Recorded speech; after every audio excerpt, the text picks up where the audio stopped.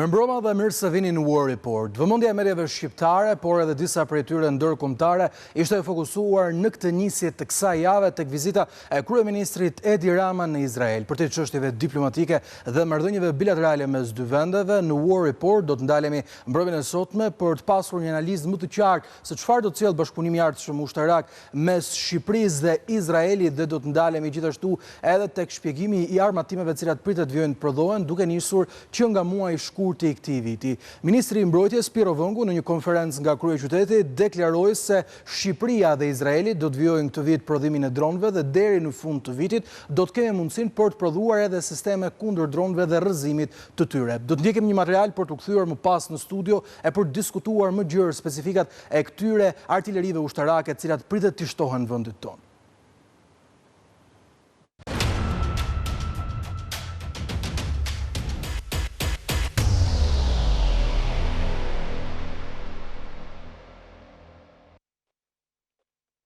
Ndërkohë që kryeministri Edi Rama ndodhet në Izrael, në Shqipëri shumë shpejt do të nisin investimet e përbashkëta mes dy shteteve.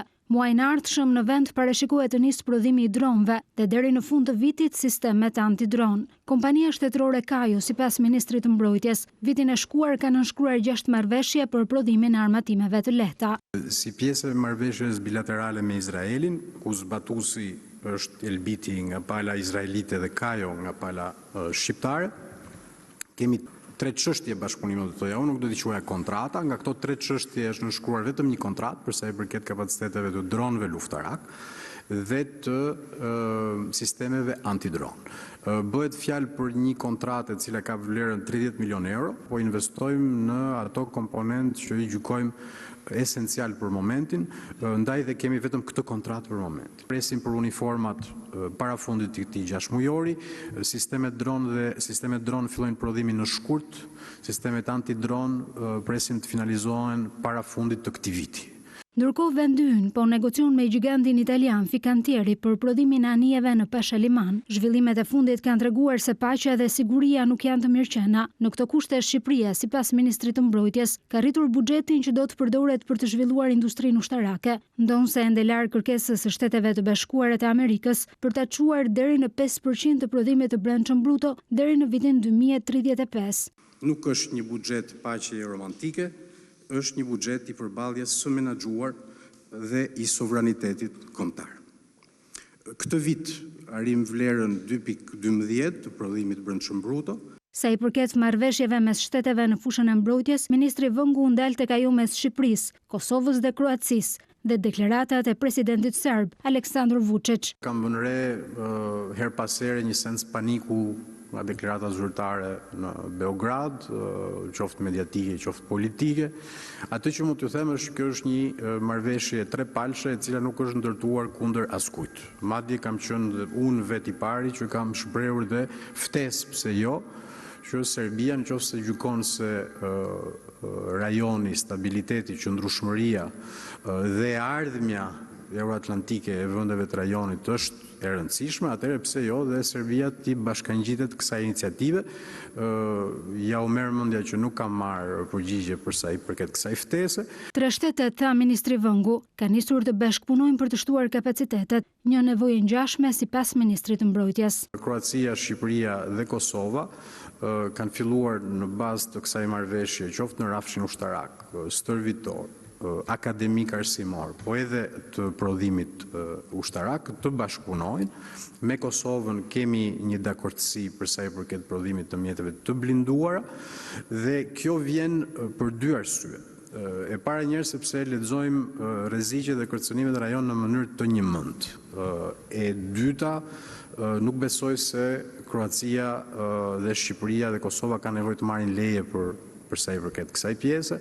E treta, mikpresim edhe vende të tjera të na bashkangjiten, pra është një bashkëpunim dhe një partneritet i hapur.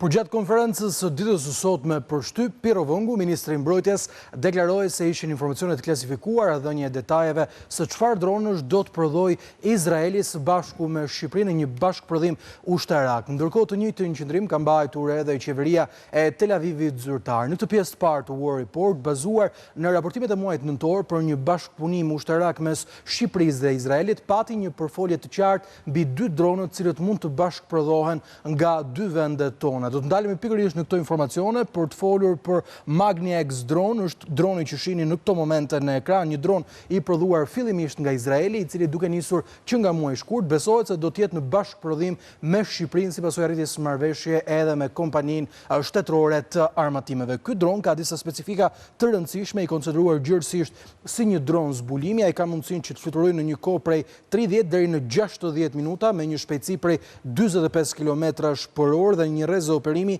nga 5 deri në 10 km.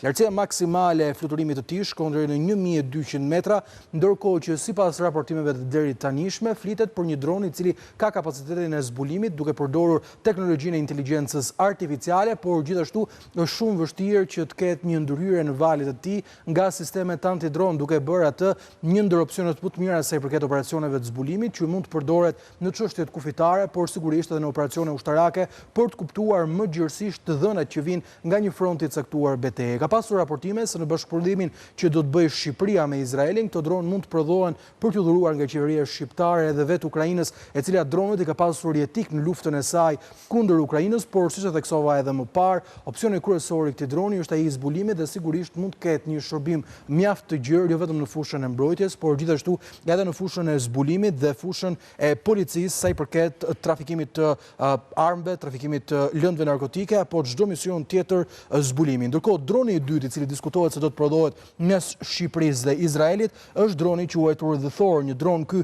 më specifik për cilin nuk ka informacione as mediat ndërkombëtare, pavarësisht se është një ndër prodhimet izraelite më të diskutuara.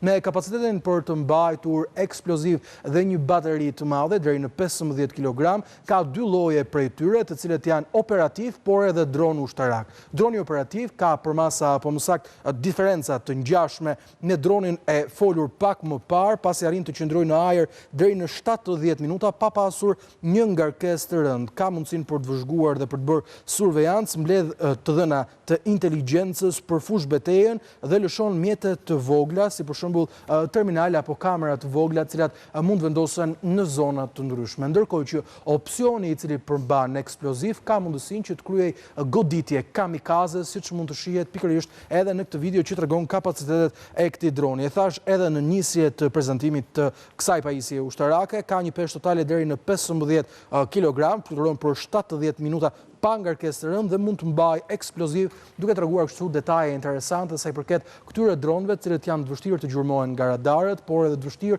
për të ndërhyrë në mënyrë elektronike tek to. Për të diskutuar sigurisht të gjitha zhvillimet e vizitës së kryeministrit në Izrael, por për të parë një qasje se çfarë përfiton Shqipëria në aspektin ushtarak, mbashkohen mbrëmjen e sotme në program Ledion Krisafi, ekspert i marrëdhënieve ndërkombëtare. Ledion, mirëmbrëma, faleminderit që jeni në War Report. Ndërkohë rikthehet në program Sokol Kondi, profesor i marrëdhënieve ndërkombëtare dhe njohës i situatës gjeopolitike. Zoti Kondi, ta nisim së bashku, është një zhvillim i cili vjen në një kohë kur mbar bota e di kapacitetin ushtarak të Izraelit. Dhe madje dua të kujtoj se si dhe Telegraf tha disa muaj më parë se dhe vetë Gjermania pra ka harruar historinë e saj dhe po kërkon të ketë një bashkëpunim më të ngushtë në prodhimin e dronëve, prodhimin e armatimeve të ndryshme dhe dihet gjithashtu që ka prodhuar 3 nga sistemet më të mira raketore, të mbrojtjes raketore në botë, të cilat janë përdorur në konfliktet lindjes mesme. Çfarë sjell për Shqipërinë kjo marrëveshje?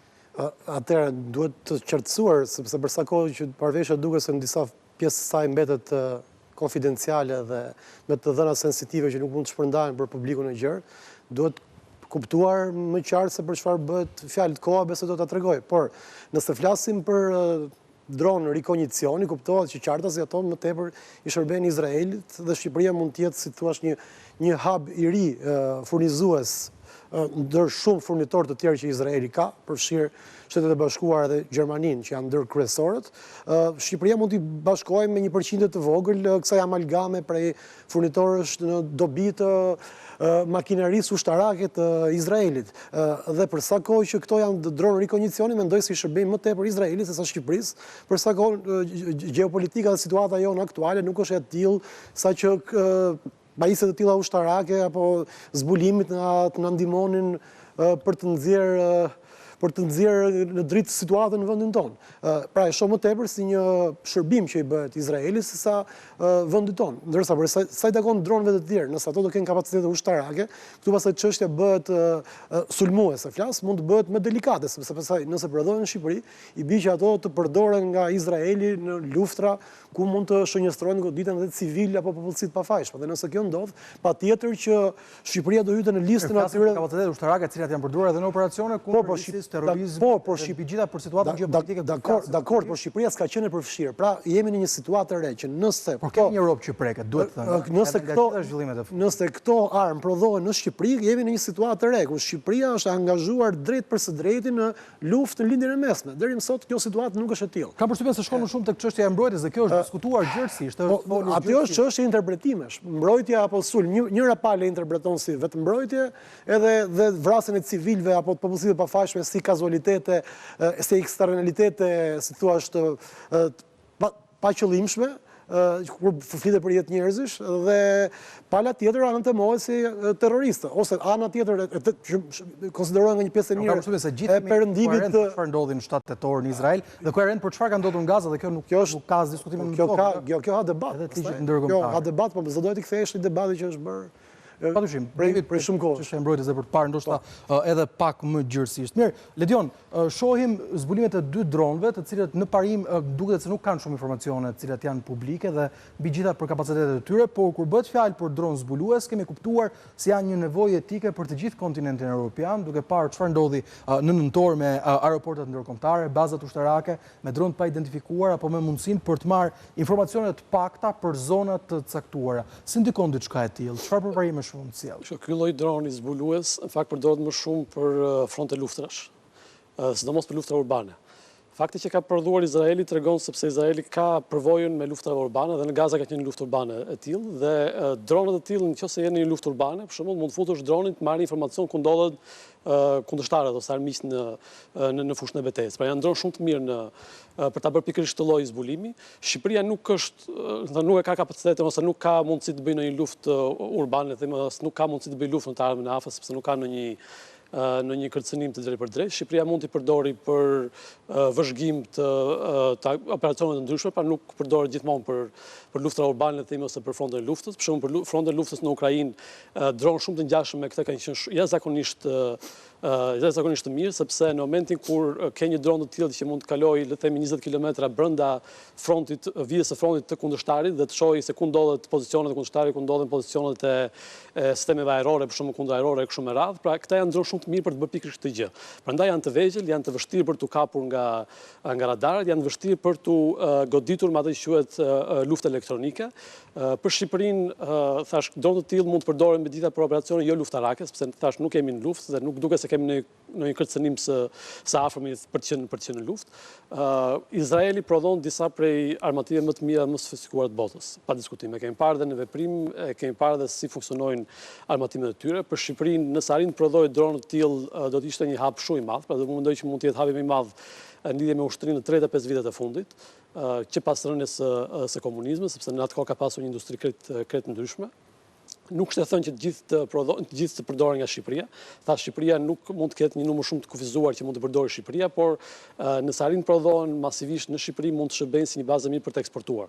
Pastaj si ku eksportohen, kush i përdor, kjo nuk përgjegjësia e Shqipërisë në raste të tilla, por nëse arrin vërtet prodhojmë këta 2 dronë, qoftë parin, qoftë dytin, se i dyti ka më shumë mundësi të jetë dronë sulmues, thuaç ofensiv, dhe ai gjithashtu është një nga dronët më të mirë të paktën të llojit të vet, sepse është lloj i vogël përgjithsisht, nuk është ne kur mendojmë dronë kemi në mendjen tonë dhe publiku ka në mendjen bajraktarët, për shkakun që janë dronë të mëdhenj, bëjnë shumë kilometra, mund të mbajnë eksploziv të niveli shumë të lartë. Këta janë dronë shumë të vegjël cilët janë më të manovrueshëm dhe lufta në Ukrainë ka treguar që dronë të tillë janë më efikas në luftën moderne që ndodh sot.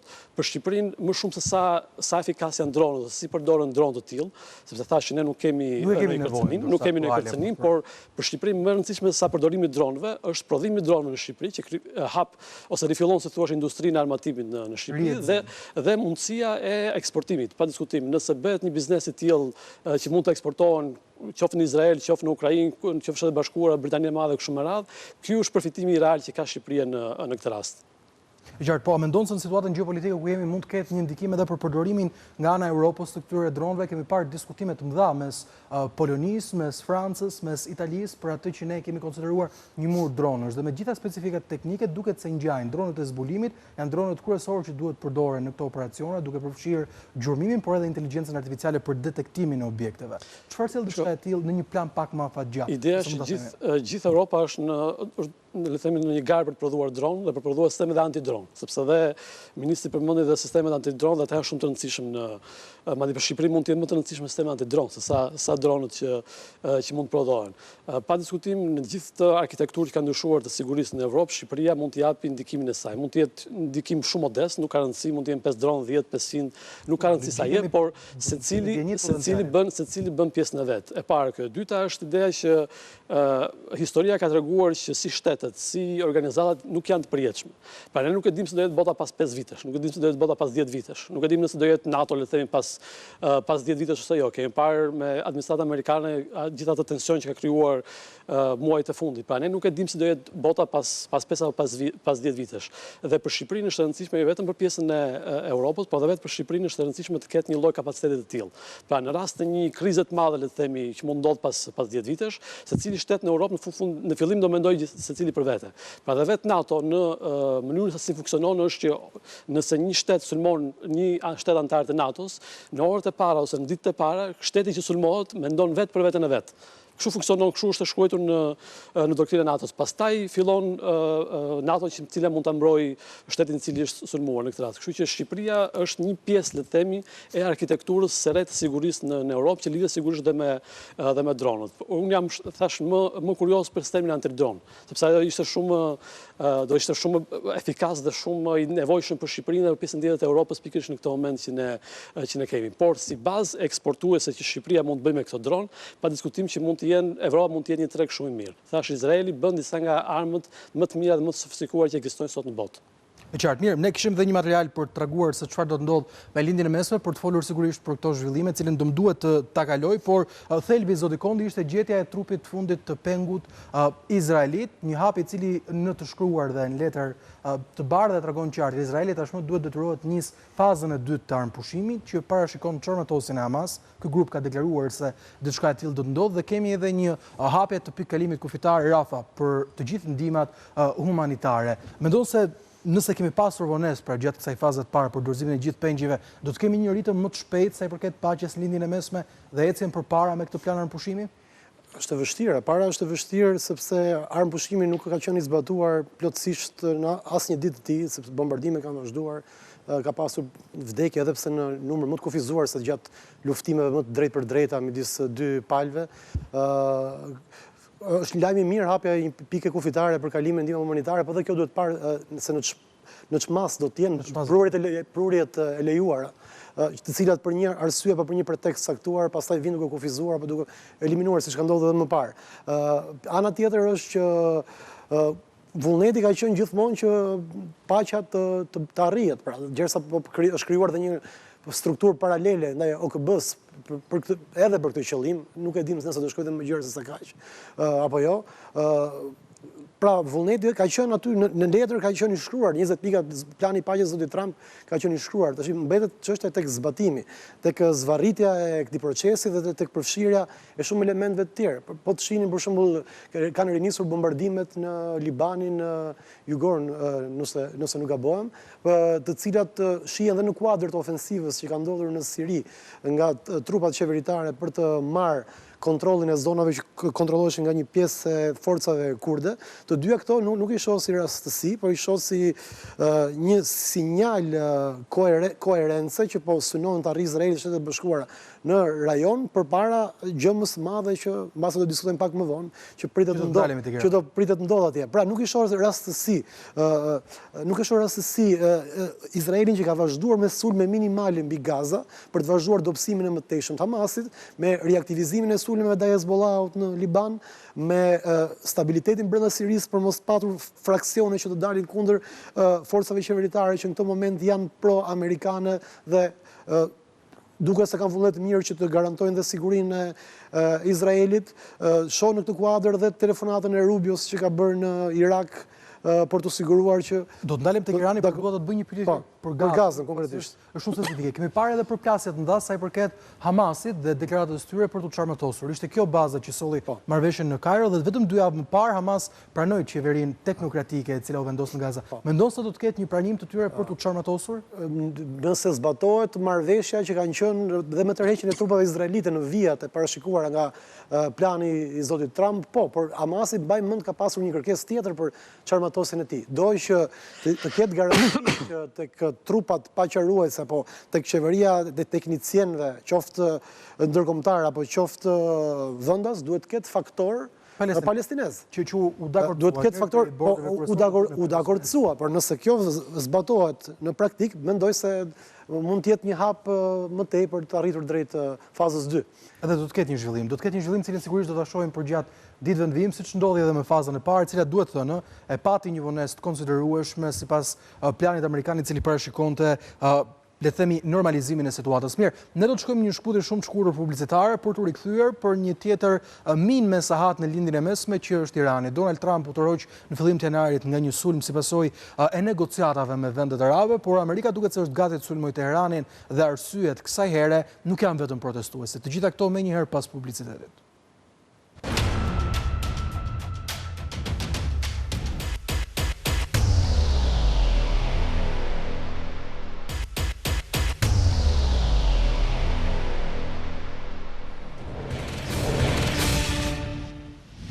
Rikthehemi në program në këtë pjesë të dytë, do të kemi vëmendjen tërësisht fokusuar tek lindja e mesme, pasi një minë me sahat duket se është gati të shpërthejë, një minë e parë lajmëruar nga zhvillimet dinamike që solli fillimi i vitit 2026 me protestat për rrëzimin e një regjimi brenda Iranit si pasojë pakënaqësive mbi situatën ekonomike nga qytetarët iranianë. Raportimet e reja kanë treguar se numri i viktimave nga këto protesta të datës paktën 8 dhe 9 janar është rritur në mënyrë të ndjeshëm. Përdicimet më të fundit që kemi raportuar në edicionet tona informative rreth një javë më parë flisnin për 12 deri në 13.000 protestues të vrarë. Raporti më i fundit i sjell nga The Times Magazine, por edhe nga mediat ndryshme brenda Iranit, të cilat kanë pasur një bashkëpunim me mediat ndërkombëtare, kanë treguar se në Iran kanë humbur jetën mbi 30.000 protestues si pasojë e qëllimit nga autoritetet dhe sigurisht nga Garda Revolucionare Islamike e Iranit përgjatë datës 8 dhe 9 janar, ku protestat patën përhapjen e tyre më të madhe në të paktën 190 qytete. Dhe sigurisht diçka e tillë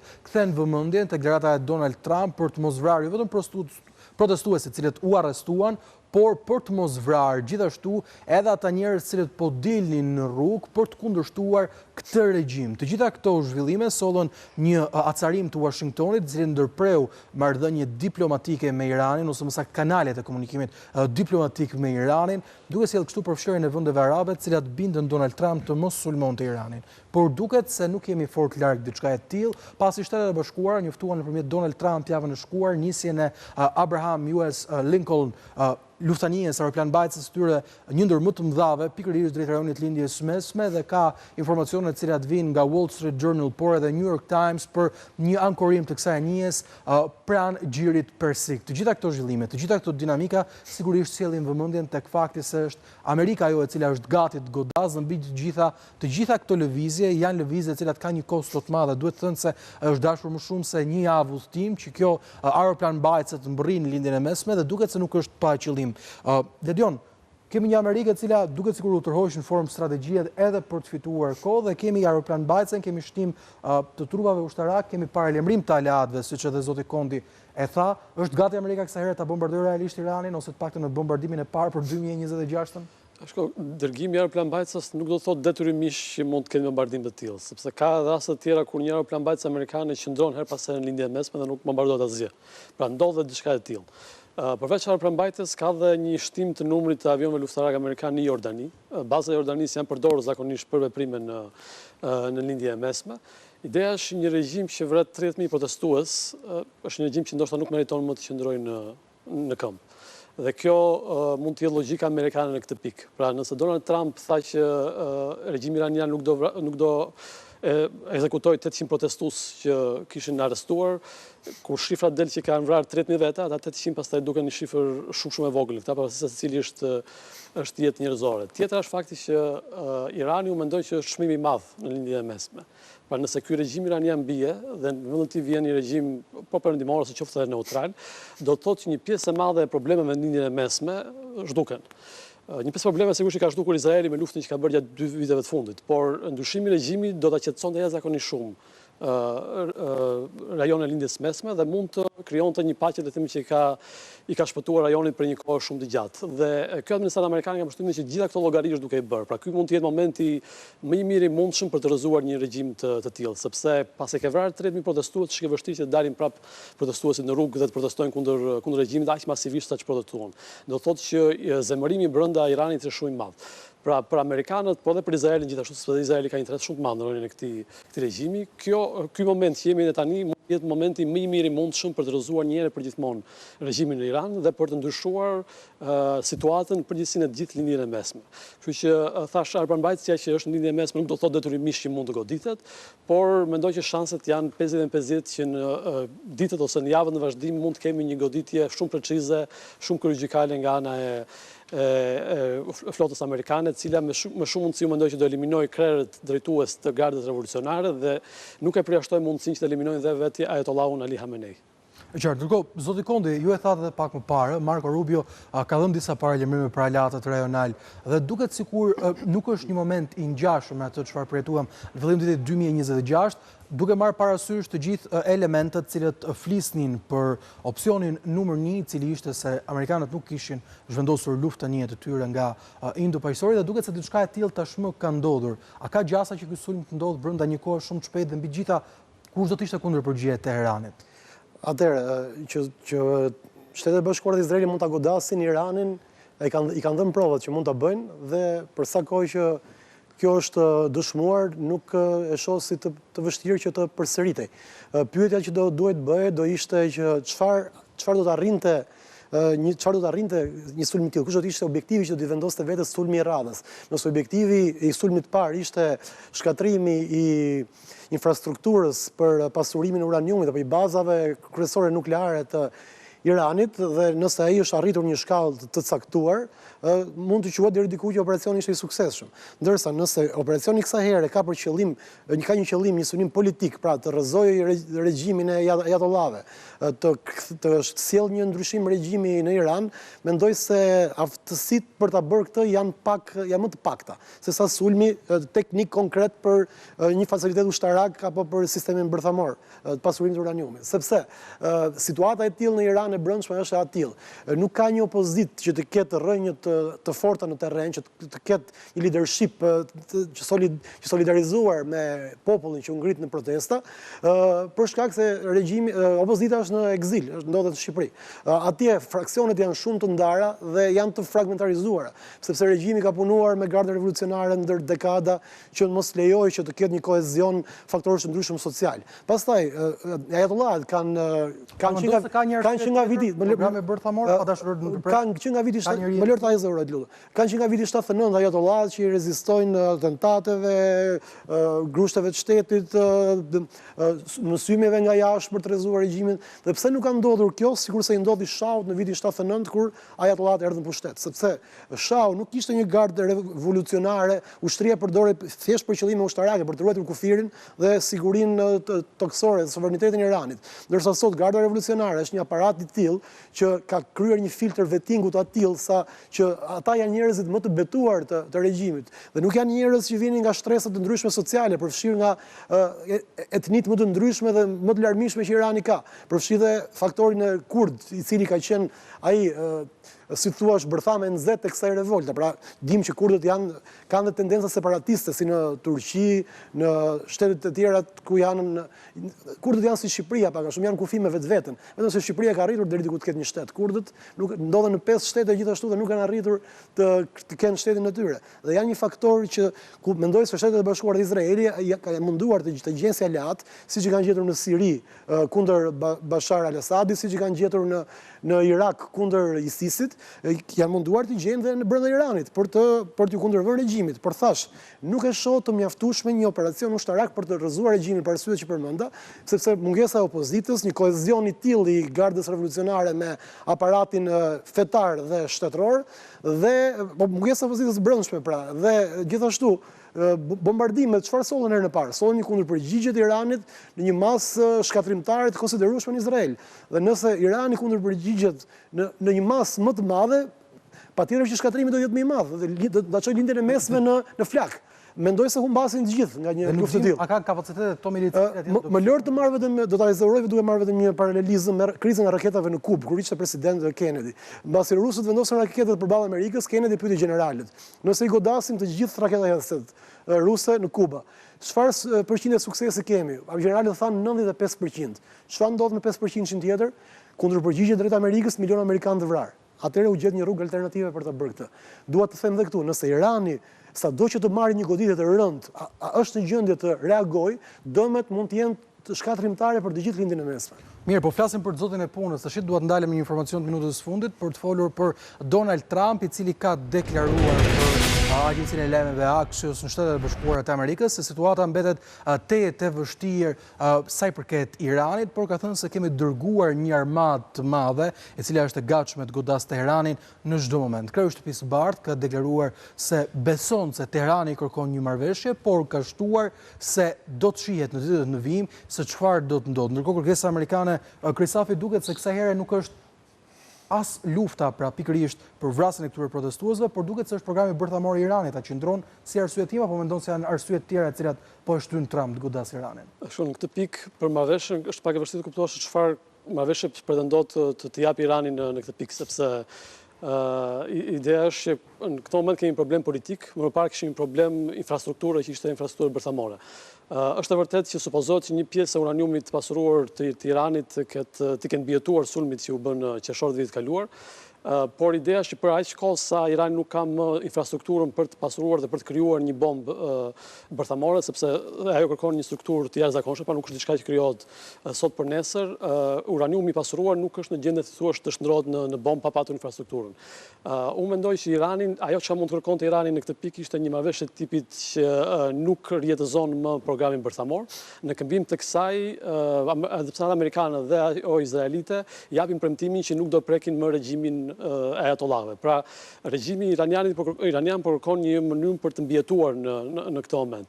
Trump, nga ana tjetër, nuk e kuptoi fikse për çfarë lloj marrëveshje është duke folur në këtë moment, sepse dhe nëse regjimi mbijeton, kjo nuk është një fitore për amerikanë, nuk është një fitore për Izraelin. Pra, mundësia thash për të shkuar tek një goditje është më e madhe pavarësisht se fjalë për marrëveshjen. Kjo pjesa e marrëveshjes mund të jetë ndoshta një lojë që Trump është duke bërë. Një lojë cilën e ka bërë edhe më parë kur bëri bombardimin e objekteve bërthamore të Teheranit, duke thënë se kërkojnë marrëveshje dhe këto negociata po vijojnë. Sokol Kondi, faleminderit që ishe mbrëmjen e sotme me mua në War Report. Edion Krisafi, faleminderit që ishe në program. Kemi mbritur kështu në fund të War Report edhe për mbrëmjen e sotme, zhvillimet më të fundit nga vendi rajoni e bota i gjeni në çdo kohë në abcnews.al si dhe mund të na dëgjoni në radio ABC 105 FM. Faleminderit për vëmendjen tuaj. Bashkë natën e mirë.